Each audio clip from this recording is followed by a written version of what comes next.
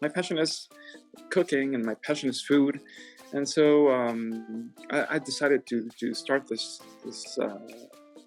Instagram thing, and like the food business, just like to feed that passion and to express myself. So if you have a passion, just like go for it. You can find yourself some time to do it, and like bring a little uh, like a sprinkle to your life, doing what you really really love. You know. So, Hola y bienvenidos. Welcome to Molé Mama Cooking with yeah, Love. You're about to join us for our awesome. weekly adventure where we chat with entrepreneurs and chefs and food bloggers who are helping us to connect and to spread love one bite at a time. I'm super excited about today's guest. I have Jack Cook's Mexican food, or it's just Mex, but if you want it, you need to go and check him out on Instagram right now. And I'm going to spell it out for you because he is one of the 15 mouthwatering food photographers to follow on Instagram. So you need to go follow him now. So do this, go to JACQUES Cooks MX. And you're not going to be disappointed. I know that my mouth waters at all of his photos. So, with that, welcome, Jack, and thank you for being here from Mexico. I was super excited to talk to you today. How are you? Great. I'm doing great, and thanks you for having me. I'm super excited too. I'm super nervous. It's the first time I've done anything of the kind. So, but I'm really really excited though. Well, we are excited to talk to you and learn more about you because I look at those photos and I'm like, is there a restaurant I can go to and sample some of this food? So it's just amazing. And it's such a breath because even though you're in Mexico, you're doing a lot more than Mexican food. So I need to find out like how all this happened. So first of all, why did you start your Instagram page and is it connected to your business? Like what's going on with you? Well, it's just something that I love to do. I started out of a need to just connect with other people who cook, um, other people who are enthusiastic about ingredients and photography, and just as a means to share what I love to do. So that's basically the reason. It's Okay. just a passion of mine since I was young, and it's a way of expressing, that passion. And so where did you learn to cook? Like because you're like I said, your breadth of cooking. I think there's Thai food, there's Mexican food, there's all kinds of amazing French food, and Yeah. it's like it's all over the place. So where did you learn all this? Well, um, I have a super long history of food professionals in my family, going back to my great great grandfather, who was French, and he used to be a charcutier. Then my great grandfather, he was a food engineer here in Mexico and in France too. Then my grandfather was an engineer. He designed pasta machines for an Italian company uh, here in Mexico and in Italy. And then he himself owned a pasta factory in the United States and another one in Mexico.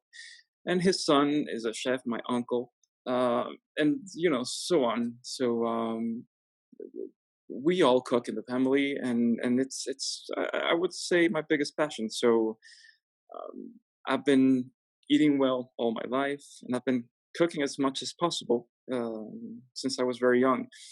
And it all got even bigger when I got married and I started cooking at home, and it just grew on from there.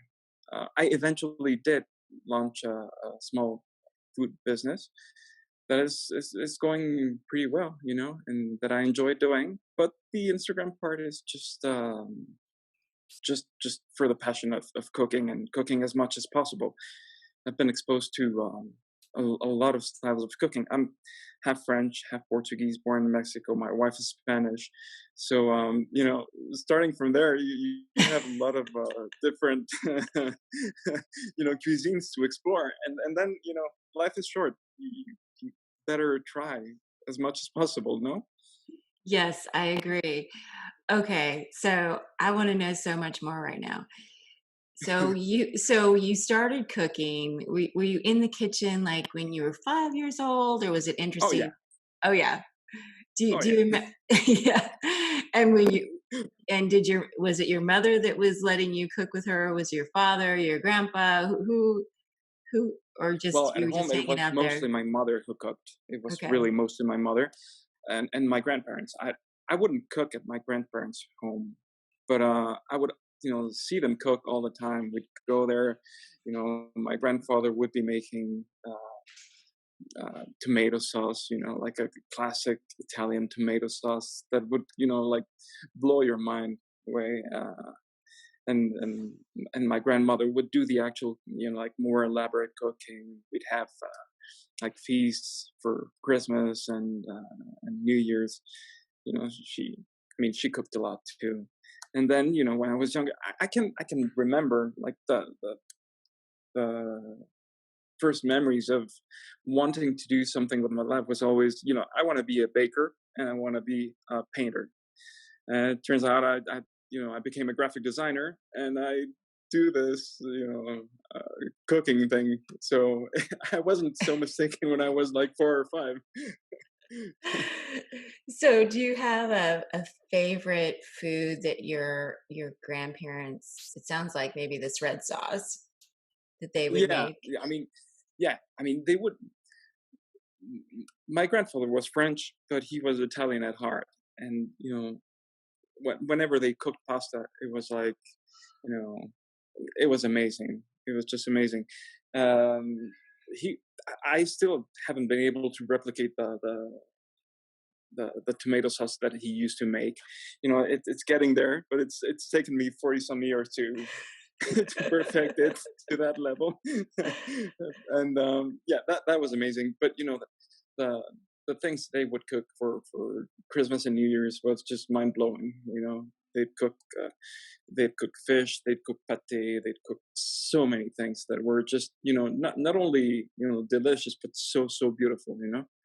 And I think that's part of what makes a cook who he is. No. Yes, definitely. And so, do you have a favorite recipe that your mama would make for you? You're gonna be like, yeah.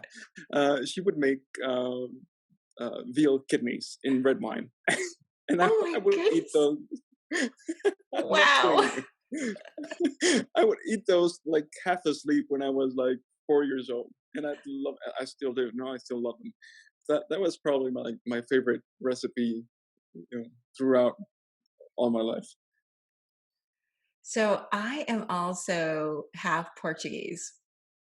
Yeah. And I'm half Mexican, and so, um, I when I see your seafood stuff, because I love anything related to seafood, and I'm just curious, how do you develop these recipes that you have? Are they all from your family? Are you just playing in your kitchen or Yeah, both things. I mean, there are several recipes that like come from my like heritage,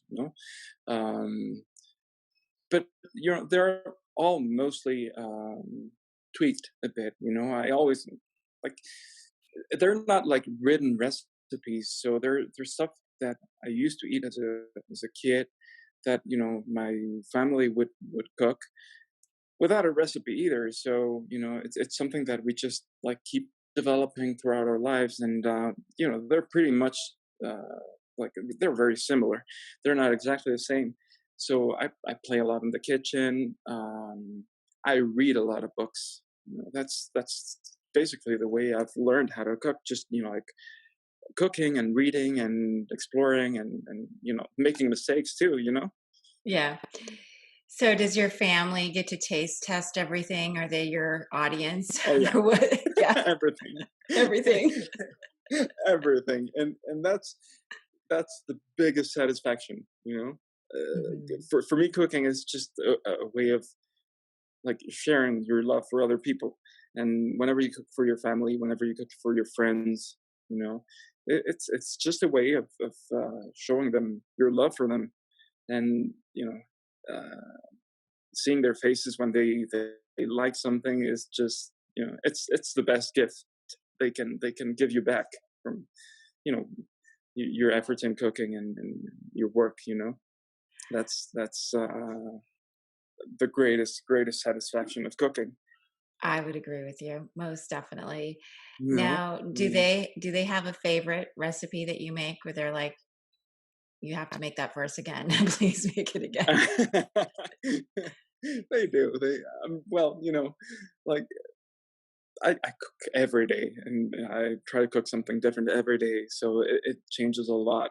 But you know, it goes like from even like a classic burger to Spanish food of like chorizo and potatoes and beans. They love that too. They don't have like a really specific favorite. They just they have several favorites, and that's really great too, because I think that the more you're open to different foods, I don't know, it's just it makes you not necessarily a better person, but um, it just expands your horizon. Yes, I agree. And I know that I don't know if this happens to you, but in our house, it sounds like we cook very similar, where I don't usually measure very Mhm. much and I'm just plain and it's like, "Oh, I'll try Yeah, this." yeah. And then my husband will be like, "Oh, that was so good." And he goes, "Are you going to be able to repeat it?" Is it going to and Exactly. he's like, do you know what you did? Can I have this again in the future, or is this a one time only and it's never happening again? Totally, totally. That happens to us all the time. I'm like, enjoy it now while it lasts, because it might not happen again. Yeah. Totally with you. Totally. Yeah, I know Oh that yeah. when I share recipes on my blog, I have to make them again usually because I'm like, Yeah. "Uh-oh, what did I really Yeah. do?" And sometimes it's a few times that I have to do it to actually get it to back to where it was. I'm like, "Oh no." Yeah, I So, totally get you. I totally get you. yeah. Yeah, and you know what? Thing is, I mean, not everything I cook I put on my Instagram, evidently, because sometimes you're just cooking. You're cooking with leftovers. You're cooking with whatever you have on hand, and you're just improvising. It's not always I'm gonna make this particular dish that you know exactly how it goes. And I mean, you're just like everyone cooking, to eat every day. So you're making sure you use whatever ingredients you have to the best. So sometimes you just grab whatever's in the fridge and you make something really good, but it's with whatever was in your fridge at that precise moment. So it's not always replicable, no? Exactly. And I don't know, but it happens to me too where I do that and it doesn't work out. It's just Yeah, like, yeah, I "Uh-oh." do. It's like, "This is not good. Yeah, Why?" It yeah. doesn't look good and it doesn't taste good. Uh-uh. Yeah, exactly. Yeah, that happens too. Sometimes it's part of it. I mean, sometimes you find something that you really want to make again because it really worked, and sometimes you're just like, okay, that's something we're not ever eating again. Not on purpose, anyways. Yeah. So No. on Instagram, what has been your most popular food photo on Instagram? Okay, so I think it was. I actually posted it recently. It's chiles en nogada, which Oh is gosh. yeah, you know what it is. Yeah. It's just like the crown jewel of Mexican cooking, probably. I mean, a lot of people, it's that kind of you either hate it or love it kind of dish, because it's salty, it's sweet, it's creamy, it's sometimes spicy. So, you know, I mean, most Mexicans find it's the crown jewel. Although a few will tell you that, I don't like the sweet part of it. But I think that's probably the the most popular post. Although I found people like sweet stuff. Whenever you bake something, a cake, a tart, or just like meringues, whatever. People love sweet stuff for good reason too. I agree. But can we go back to the chiles and go oh gosh, now I can't even pronounce it. but can you explain to our listeners what exactly that is? Because it's pasilla chilies, right? And Yeah. they're Oh, yeah. roasted. Yeah, I know it is, Oh, but it would be helpful for others who don't know because it's oh, of so. course. If you like creamy and you like spicy and a little sweet together, it's so good. It's so good. Oh, yeah. Uh, it's amazing. I mean, I really love it, and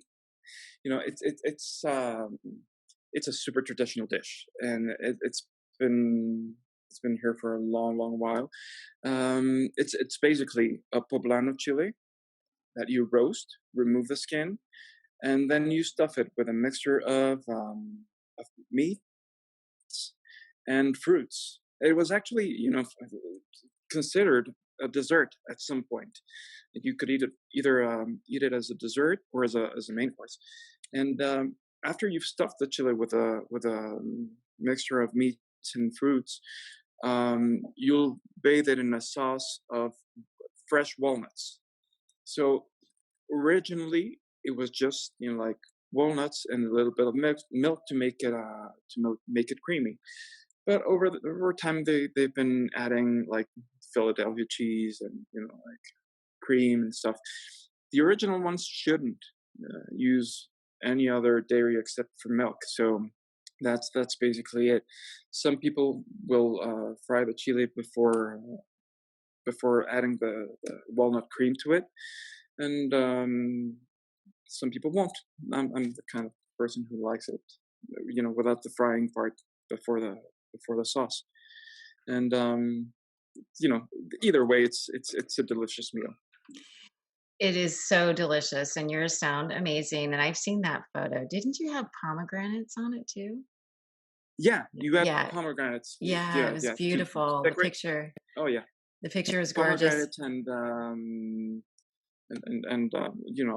the sprinkling of fresh herbs too.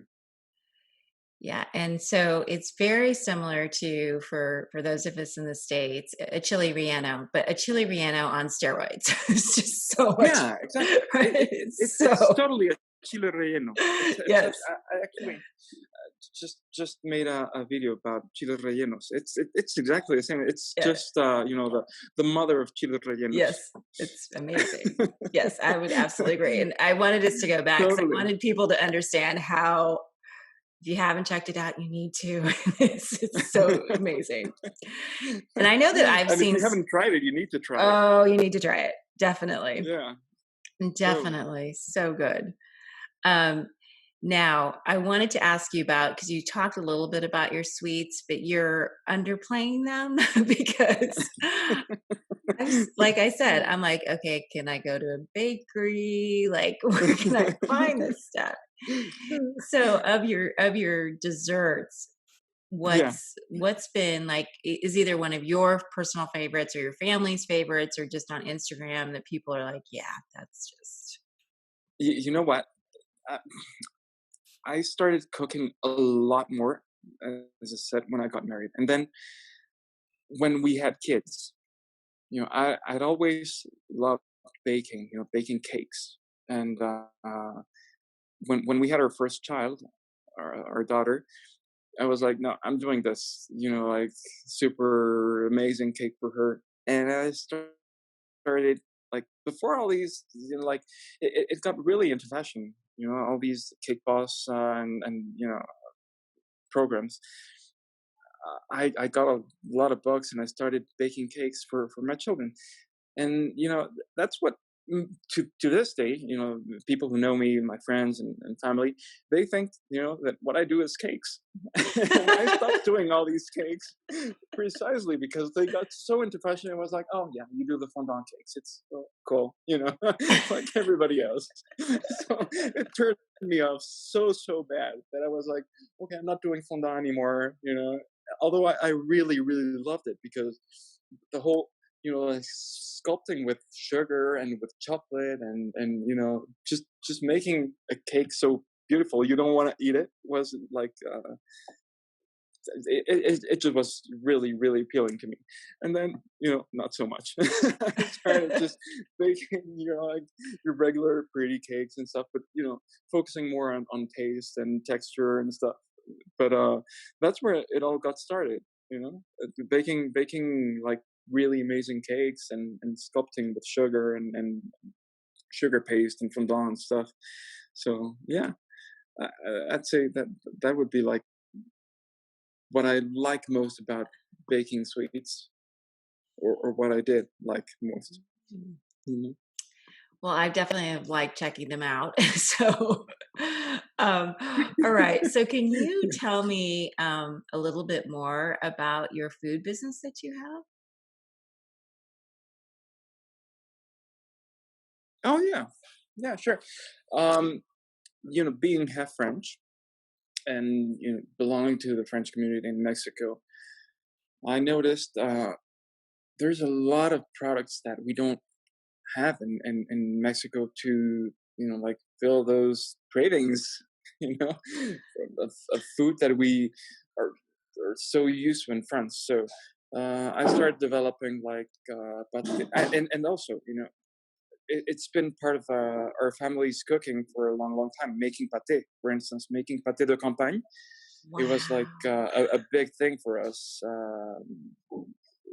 Every Christmas and during the season, we would make different kinds of pâtés and rillettes and tapenade and stuff. My grandfather was from the southern part of France, for the Côte d'Azur, and so there's a lot of like really typical like spreads mostly that that we really love and that are not easy to find in Mexico, and even jams and like marmalades and stuff that are so common there. You can't really find in Mexico. Not with that um, homemade quality. That's so common in France. So that's basically what I try to do, to bring those products to like families, French families in Mexico. So I started doing just that, just making pâtés, making tapenade, making rillettes, and other things like quiche and stuff that's just not necessarily super extravagant, just like a taste of home. That is so okay. I'm so glad I asked you that because I knew it had to be something really awesome that you were doing. That is, and oh, what, also it was a lot of fun making, because I'm a graphic designer, like originally. I don't do graphic design for a living, but like art and everything is just part of who I am. So being able to design the packaging for these products and trying to evoke um, uh, that the French, like, I don't know how to explain it. Just the French vibe into the packaging was a lot of fun too. Not only the cooking, also all the image of the packaging was fun. oh, okay. So I need to figure out where I could find that online to see what you've done. I'll send you a link. I haven't really developed. I should.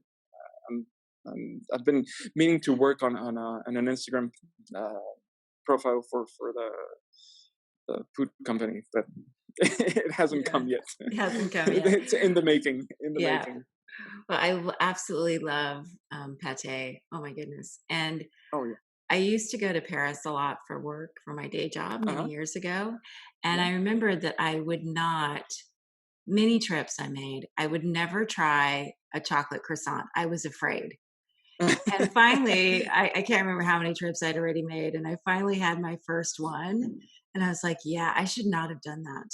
Because every time I was in France, it's like, okay, first thing, okay, I have to go find my chocolate Yeah. croissant. And I know it sounds so cliche, but oh my gosh, They're until you've had so one, good. yes, Yeah. they're like They're completely life so good. changing. So, so you amazing. you know what you need to try, absolutely? It's a Mont Blanc. It's a dessert that's so good. It's how do you call this in how do you say castañas in English? Uh, Castañas. what the thing you stuff turkey with? It's almost like a kind of nut. Oh, It's chestnuts. chestnuts. Yeah, Yes. exactly, You're chestnuts. really testing So my Spanish vocabulary today. Chestnuts. What is it? no, so it's made with a chestnut paste, a sweet chestnut paste, and a meringue base, and it's so good. You really have Oh, to try it. okay. I am going that It's sounds amazing. amazing. Sounds really delicious. Whenever you go back to whenever you go back to Paris, go to Angelina and try their Mont Blanc. It's so good. Okay. I have to add it to my list when we can travel again. So Oh yeah, so yeah, exactly. I know. I know. So I wanted to ask you because your Instagram account's Yeah, been growing it's really sad. It's sad, but it'll it's it'll we'll go back. it'll go back. I agree. I wanted to ask you because the your Instagram account has been growing so fast and your photos are so beautiful. And now talking to you and you have this Thank you. incredible history, I understand why they're so gorgeous. But what's been some of your biggest surprises since you started this? Oh, it's been surprising to just to have people who actually like what you do. I mean, you do it, and you don't really know what to expect. And like having you contact me and actually asking me to talk about myself, that's one of the like mind blowing and so satisfying things about this. Like being like promoted as one of the top 15 food photographers and stuff.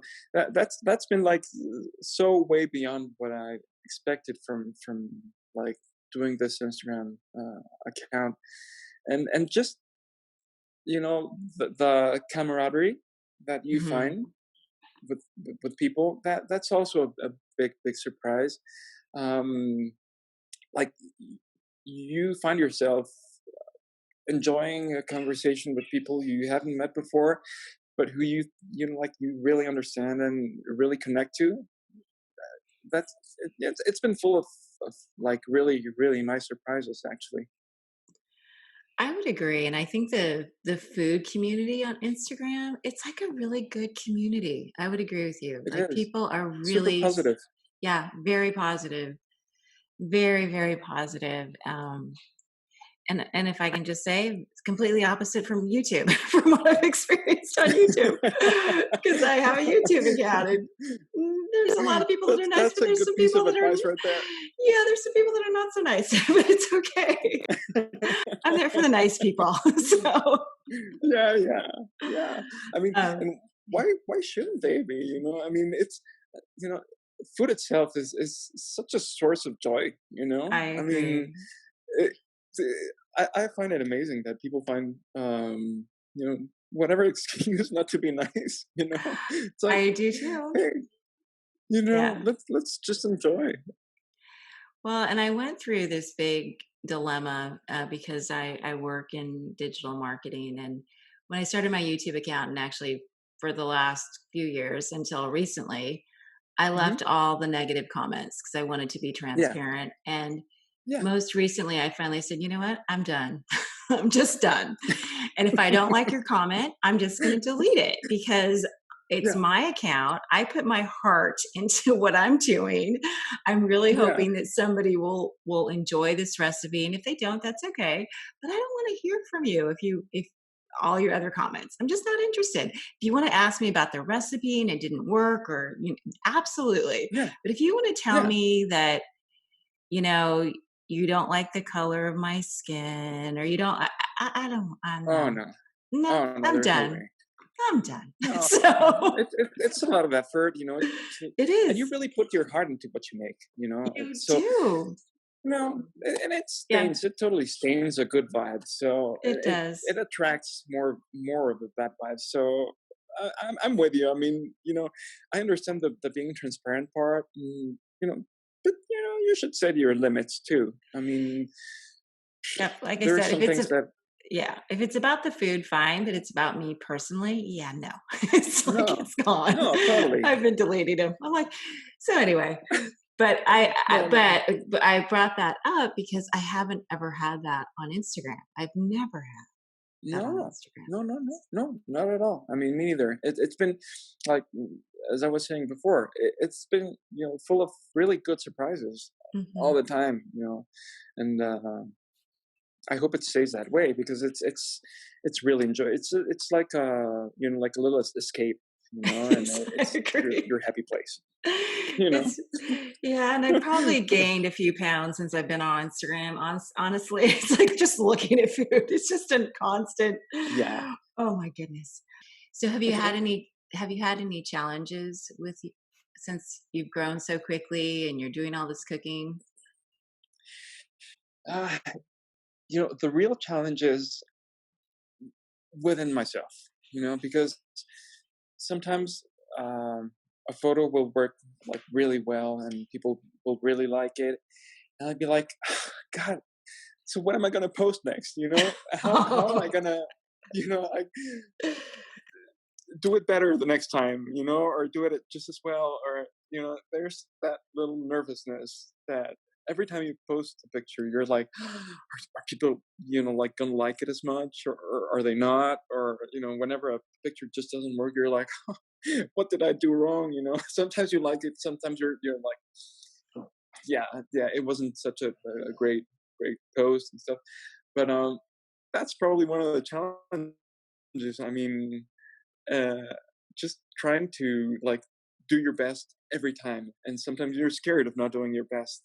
Sometimes you're just thinking like, Jesus, I cooked shrimp last week, and like the day before yesterday, but I really want to do shrimp again. Should I just like post another shrimp? And I try to. I don't pre-program my posts, so it's like really what I cook day to day. When I really think something will like shine, I prepare and then I take pictures and stuff.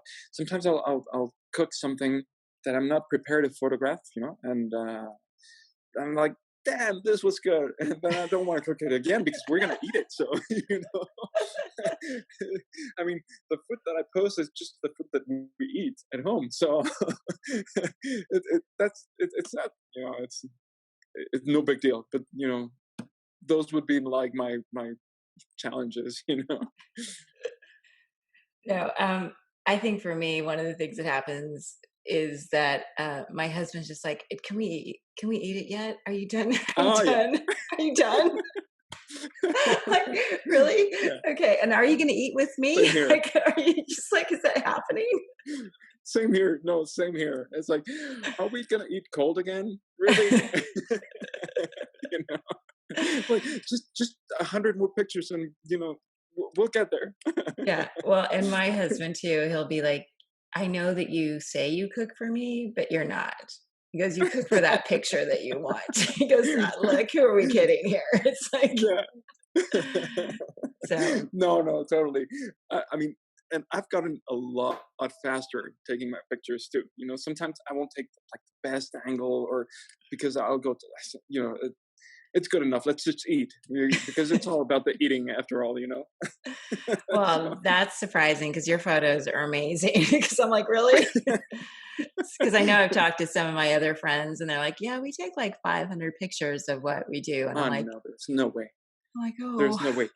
No, no, no. I mean, like literally, sometimes I'll take just like 10 pictures, and let's call it a wrap. call it a Let's wrap. just eat. Yeah, totally. Yeah. Well, Jack, it has been so much fun for me to talk to you today and to learn more about what you're doing and your food story. And before we say our goodbyes, is there anything else that you want to share with our listeners? Well, like just if you like something, if you really enjoy doing something, and you have a passion, just like go for it. Um, I have a regular job, like I do freight forwarding, and it's what put, puts bread on the table. But a few years back, I was like, this is not my passion. My passion is cooking, and my passion is food, and so I decided to start this this Instagram thing and, like the food business, just, like to feed that passion and to express myself. So if you have a passion, just, like go for it. You can find yourself some time to do it and like bring a little uh, like sprinkle to your life doing what you really, really love, you know? So that would be it, I think. That is really powerful advice, and I absolutely agree with you because I have a day job too, and it's interesting, but my Molé Mama stuff is so much fun. It's a lot of work, but Yeah, exactly. it absolutely feeds Exactly. my It's soul. interesting, Mhm. Yeah, totally. It's interesting, like it's dynamic and stuff, but it's not your real passion. So, you know, Yes. just go for it. Find Uh, yourself some time and do okay, you heard him. Yeah, we have to just go do it. We can do it. it. We can do it. It's All right, it's been well, a lot of fun too. thank you so much for chatting with me. And I am going to continue to follow you, be inspired, and be Thank like, you. oh gosh, I want to try that food that Jack's made today. When am I being invited? Um, so thank you and But continued success, amigo. thank you for having me. Thank you for this opportunity, and I really really enjoyed it so much. I wasn't expecting. I was so nervous at the beginning that I wasn't expecting to like be like talking to an old friend. Aw. All right. Thank you. And so, for our listeners, thank you so much for listening. Remember to add the most important ingredient to every recipe you make, your love. And as my mama always said to me as we said our goodbyes, que Dios te bendiga. May God bless you.